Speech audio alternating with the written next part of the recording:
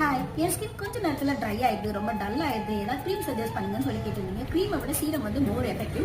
So உங்க skin ட்ரையா இருக்குன்ற பட்சத்தில் நீங்க வந்து ஹைலரோனிக் ஆசிட் இருக்க சீரம்ஸ் வந்து யூஸ் பண்ணிக்கலாம். நான் பர்சனலாக த ஆர்டினரி அப்படிங்கிற பிராண்ட்ல உள்ள ஹைலரோனிக் ஆசிட் சீரம் யூஸ் பண்றேன். ஸோ இது உங்க ஸ்கின்னை நல்லா ஹைட்ரேட் பண்ணி கொடுக்கும், தென் ஒரு நேச்சுரலான ஒரு க்ளோ கொடுக்கும்.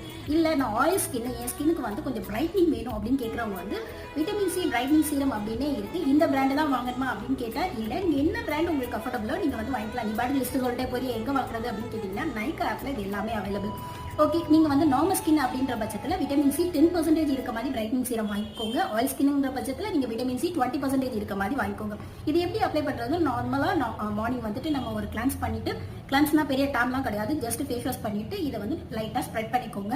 அவ்வளவுதான். இது ஒரு 5 நிமிஷத்துல வந்துட்டு அதுவே காஞ்சி நம்ம ஸ்கின் வந்து நல்லா அப்சர்வ் பண்ணிடும். அதுக்கு மேல நம்ம மார்னிங் ரொட்டீன் மாய்ஸ்சரைசர் யூஸ் பண்ணலாம். மாய்ஸ்சரைசர், அதுக்கப்புறம் BB cream, CC cream, whatever நீங்க எப்பவும் டெய்லி ரொட்டீன் என்ன பண்ணீங்களோ அதை அப்ளை பண்ணிக்கோங்க. தேங்க்யூ.